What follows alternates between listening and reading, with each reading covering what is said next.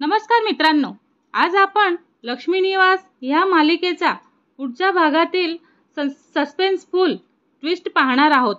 वेंकी जेलमध्ये आहे आणि जो गुन्हा त्याने केलेला नाही, पण तरीही त्याला मात्र शिक्षा भोगावी लागत आहे।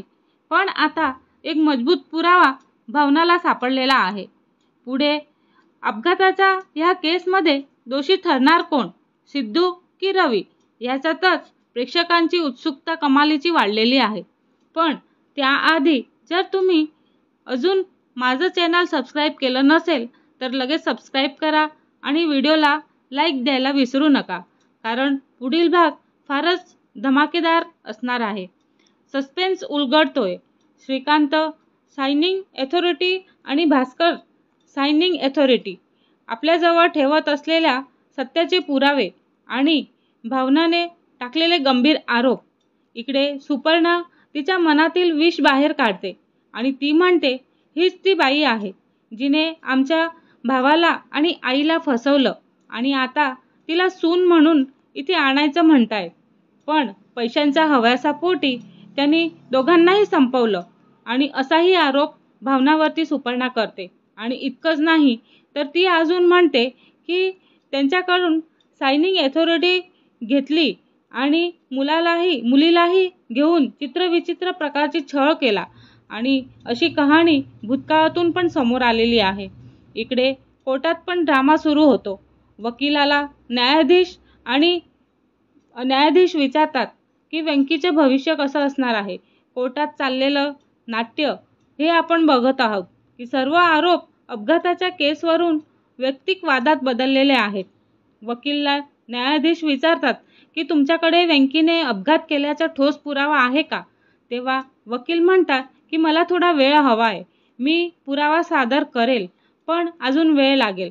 पण न्यायाधीश इकडे ठामपणे सांगतात की उद्या सकाळपर्यंत जर पुरावा सादर केला नाही तर ह्या केसचा निकाल दिला जाईल। इकडे सर्वत्र तणाव, काळजी आणि एकच प्रश्न उभा असतो की वेंकी निर्दोष सुटेल का। इकडे भावनाला साक्षाचा शोध असतो।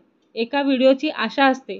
श्रीनिवास विचारतो की भावना, काहीतरी पुरावा आहे का आपल्याकडे वेंकीला निर्दोष साबित करण्यासाठी।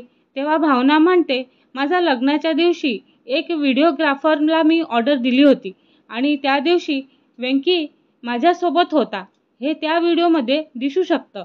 तेव्हाच्या तेव्हाच ते त्या व्हिडिओग्राफरला फोन करतात आणि त्याच्याकडे जाऊन जुना डेटा असल्याची शक्यता दिसते का ते विचारतात। इकडे व्हिडिओग्राफर म्हणतो की डिलीट झालेला आहे तो डेटा आणि एक नवीन असा व्हिडिओग्राफर सांगतो की हो मॅडम, फुटेज आमच्याकडे होतं पण कोणी मागणी केली नाही म्हणून आम्ही त्याला डिलीट केलं। इकडे भावना निराश होते पण लगेच ती विचारते की काय हे फुटेज पुन्हा रिकवर होऊ शकतं का। तेव्हा तो व्हिडिओग्राफर उत्तर देतो की हो मॅडम, आम्ही एक प्रयत्न करू शकतो, जर सिस्टीममध्ये बॅकअप असेल तर नक्कीच सापडेल। हे ऐकून भावनाला एक नवीन आशाचा किरण दिसतो। आता वेंकी सुटण्याची शक्यता निर्माण झालेली आहे। खरा गुन्हेगार कोण आहे, पण अजून एक मोठा प्रश्न आहे की खरा गुन्हेगार रवी सापडणार आहे का, किंवा हा गुन्हा दुसऱ्याच कोणाच्या नावावरती टाकला जाणार। हे सगळं अजून बरेच नाट्यमय वळण पुढील व्हिडिओमध्ये आपल्याला पाहायला मिळणार आहेत। तर व्हिडिओ आवडला असेल तर लाईक करा, कमेंट करा आणि चॅनलला सबस्क्राइब करायला विसरू नका।